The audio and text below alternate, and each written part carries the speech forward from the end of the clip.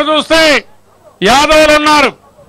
ప్రధాన గొల్లని అక్కడ ఎప్పుడు కూడా ముందు పెట్టి యాదవులకు ప్రథమ స్థానం ఎప్పుడు వెంకటేశ్వర స్వామి దగ్గర ఉంది. అది చరిత్ర. వెంకటేశ్వర స్వామి పుట్టిన ఇక్కడ నెలకొల్పినప్పటి నుంచి వాళ్ళకు ఒక ప్రత్యేక స్థానం ఇచ్చారు. నాయి బ్రాహ్మణులు ఉన్నారు. ఈరోజు వెంకటేశ్వర స్వామి ఏ మంచి కార్యక్రమం జరగాలన్నా వాళ్ళు లేకపోతే అక్కడ కార్యక్రమమే లేదు. అలాంటి వాళ్ళని పట్టించుకునే పరిస్థితి లేదు. ఇంకో పక్కన చురకులు ఉన్నారు. వాళ్ళను కూడా మనం ఆలోచించాలి. ప్రపంచంలో ఎక్కడ కూడా తల నీలాలు తీసే పరిస్థితి ఉండదు. అది ఒక్క వెంకటేశ్వర స్వామి దగ్గరనే ఉంది. దాన్ని కూడా అపవిత్రం చేస్తున్నారు. ఈరోజు దాంట్లో కూడా ఆదాయం బాగా వస్తా ఉంటే దీన్ని కూడా ఏ విధంగా కొట్టేయాలని కొట్టేసే పరిస్థితి వచ్చి అక్కడ పనిచేసే నాయ బ్రాహ్మణులకి క్షురకులకి 5,000 రూపాయలు కూడా జీతం వచ్చే పరిస్థితి లేదు. అక్కడ పనిచేసే నాయకులు మాత్రం పూర్తిగా అవినీతిలో కూరకపోతున్నారు. ఇంకో పక్క మీరు ఆలోచించండి. పేపర్లో కూడా వచ్చింది. 7 కొండలవాడు వెంకటేశ్వర స్వామి. 7 కొండలు వెంకటేశ్వర స్వామి ఎవరన్నా కబ్జా చేయాలనుకుంటే వాళ్ళు కబ్జా అయిపోతారు తప్ప వెంకటేశ్వర స్వామిని ఏమీ చేయలేరు. అలాంటిది ప్రభుత్వ అధినేతలు 7 కొండలు లేవు, వెంకటేశ్వర స్వామికి 2 కొండలే పెడతాం, 5 కొండలు మేము కొట్టేస్తామంటే మనం అందరం కన్నెర్ర చేసి కాదు 7 కొండలు కూడా వెంకటేశ్వర స్వామి అన్నారు. తమ్ముళ్ళు, ఈరోజు మీరు ఒక్కటి గుర్తుపెట్టుకోవాలి. వెంకటేశ్వర స్వామి పేరే వడ్డీ కాసుల వాడు వెంకటేశ్వర స్వామి. ఎవరైనా ఒక్కసారి మొక్కుకుంటే ఆ మొక్కు తీర్చకపోతే వడ్డీతో సహా ముక్కు బిండి వసూలు చేసే శక్తి ఉన్న ఏకైక దేవుడు వెంకటేశ్వర స్వామి. అలాంటి స్వామికి మీరు అపచారం చేస్తానంటే, ఆయన డబ్బులు కొట్టేస్తానంటే మిమ్మల్ని వదిలిపెడతాడా అని మిమ్మల్ని అడుగుతున్నారు. తమ్ముళ్ళు, వదిలిపెట్టే సమస్య లేదు. వెంకటేశ్వర స్వామి దగ్గర మీరు చూశారు డాలర్లు. మన వాళ్ళు ఎంత తెలివి పెరిగిపోయిందంటే కాంగ్రెస్ పార్టీ పాలనలో అతి తెలివి విపరీతంగా పెరిగిపోయింది. డాలర్లు కూడా గోల్డ్ కాయిన్ లో వచ్చిన డాలర్లన్నీ కరిగించి అది కూడా ఒక స్కామ్ లో ఇన్వాల్వ్ అయిపోయారు. దీనిపైన మీరు చూస్తే కమిటీల మీద కమిటీలు వేశారు, కోర్టులకు వెళ్లారు, దీని కథ తేల్చమన్నారు. ఇంతవరకు తేల్చే పరిస్థితిలో లేరు. ఈ రోజు మీరు చూస్తున్నారు డాలర్ శేషాద్రిని మళ్ళా తీసుకురావాలని చెప్పి ఈ ప్రభుత్వం ఆలోచిస్తా ఉందంటే, ఈ పాలక మండలి ఆలోచిస్తా ఉందంటే ఏ విధంగా ఉందో నాకైతే అర్థం కావడం లేదు. ఈ రోజు మీరు చూస్తే ఇంకో పక్క స్వర్ణమయం వెంకటేశ్వర స్వామి వందల వేల సంవత్సరాలైంది. పురాతనమైన దేవాలయం. అలాంటి దేవాలయాన్ని ఈ రోజంతా స్వర్ణమయం చేస్తామని, బంగారు రేకులు పెడతామని ఇష్ట ప్రకారం మేకులు కొట్టే పరిస్థితి వస్తున్నారు. ఇది మంచిది కాదు తమ్ముళ్ళు. ఉన్న పలంగా ఉండాలి, పవిత్రత ఉండాలి. స్వర్ణమయం అనే పేరుతో పెట్టి ఇష్టాను ప్రకారం చేస్తే చాలా సమస్యలు వస్తాయి. ఇంకో పక్క తిరుమలలో గెస్ట్ హౌస్లు మీరందరూ చూశారు. నేను ముఖ్యమంత్రిగా ఉన్నప్పుడు ఒకటే ఆలోచించాను, కొండపైన వేరే వాళ్ళకి ఆస్తులు ఉండకూడదు.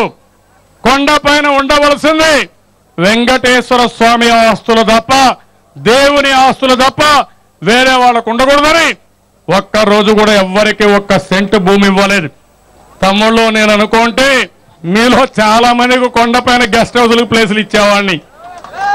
అవునా కాదా అని మిమ్మల్ని అడుగుతున్నా. నాతో కలిసి మీరున్నారు, నాతో కలిసి కొంతమంది చదువుకున్నారు, నాతో కలిసి పుట్టిన వాళ్ళు చాలా మంది ఉన్నారు. దేవునికి అపచారం తలపెడితే మనకే ప్రమాదం వస్తుంది, జాతి మనుగడకే ప్రమాదం వస్తుంది. కాబట్టి పవిత్రతను కాపాడాలని తెలుగుదేశం పార్టీలో 1 గెస్ట్ హౌస్ ఇవ్వలేదు.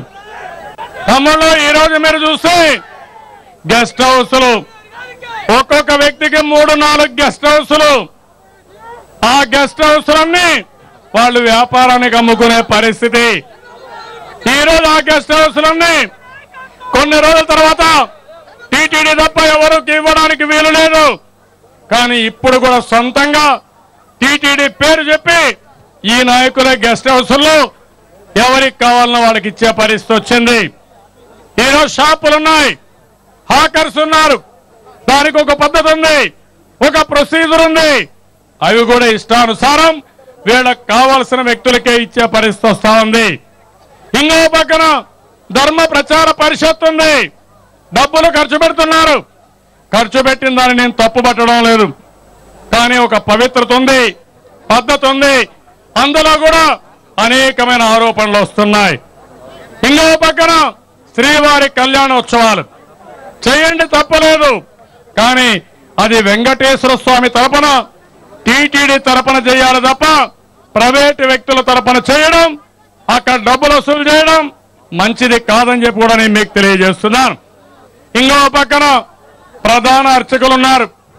ప్రధాన అర్చకుల పైన కూడా ఎన్నో సమస్యలు వస్తున్నాయి. ప్రధాన అర్చకులకి అక్కడే ఈవోకు పడదు, ఈవోకి జాయింట్ ఈవోకు పడదు, బోర్డుకి ఈవోకు పడదు, ఏ ఇద్దరికి పడే పరిస్థితి లేదు. ఈరోజు వెంకటేశ్వర స్వామికి సేవ చేయాలనుకుంటే, పవిత్రతను కాపాడాలంటే మీకు బేషిజాలు ఉండడానికి వీలు లేదు. మీరు కలిసి పనిచేయాలి. అవసరమైతే అలాంటి టీమునేసి ఒక పవిత్ర భావానికి మారుపేరిన వ్యక్తులను పెట్టి మీరు ముందుకు పోవాలి తప్ప ఇంకోటి లేదు. ఈరోజు కొండపైన మనం చూస్తున్నాం, వెంకటేశ్వర స్వామి భక్తులకి వసతులు లేవు, రోడ్ల మీద పడుకుంటున్నారు, చాలా సమస్యలు వస్తున్నాయి. ఆ వస్తువుల మీద, పవిత్రత మీద ఎలాంటి ధ్యాస లేని పరిస్థితి వచ్చింది. ఉద్యోగస్తులు వచ్చారు, ఇప్పుడే మాట్లాడారు, ఇక్కడ రిలే నిరాహార పెట్టారు. టీటీడీ పాలక మండలి తీర్మానం 464 జీవోని అమలు చేయాలని ఫారెస్ట్ డిపార్ట్మెంట్ అడుగుతున్నారు. ఇంకా మీరు చూస్తే టైం స్కేల్ ఇవ్వాలని ఉద్యోగస్తులు అడిగే పరిస్థితికి వచ్చారు. నేను అడుగుతున్నా, ఈరోజు వెంకటేశ్వర స్వామిని నమ్ముకొని ఇక్కడ ఉద్యోగస్తులున్నారు. ఎన్నో సంవత్సరాలుగా వాళ్ళకి ఇంటి జాగా ఇస్తా ఉన్నాం, ఇండ్లు కట్టిస్తా ఉన్నాం. చాలా మంది రిటైర్ అవుతున్నారు. కానీ వెంకటేశ్వర స్వామికి 30-40 సంవత్సరాలు సేవలు అందించిన వ్యక్తులకి రిటైర్ అయిన తర్వాత సొంత ఇల్లు లేకుండా ఇప్పటికి కూడా బాధపడుతున్నారంటే ఇది తిరుమల తిరుపతి దేవస్థానం బాధ్యత అవునా కాదా అని ఆ మండలిని అడుగుతున్నాను. ఆ విధంగా క్వశ్చన్ చేస్తున్నాను. ఇంకో పక్కన నేను ఒకటి హామీ ఇస్తున్నాను, ఎవరైతే టీటీడీ ఎంప్లాయీస్ ఉన్నారో, వెనుకబడిన వర్గాలు కానీ, ఎస్సీ ఎస్టీలు కానీ, అదే మరి రెగ్యులర్ గా పనిచేసే ఉద్యోగస్తులు కానీ, మీ న్యాయమైన కోరికలకు మేము అండగా ఉంటాం, మీకు న్యాయం చేపిస్తాం. మీకు న్యాయం జరిగే వరకు తెలుగుదేశానికి కొండ అందరం కూడా పోరాడి మీకు న్యాయం చేపిస్తామని సంఘీభావాన్ని తెలియజేస్తున్నాను. ఇంకో పక్కన ఇప్పుడే మీరు చూశారు పద్మావతి కాలేజీ, ఈ విషయంలో మనందరికీ క్లారిటీ ఉండాలి.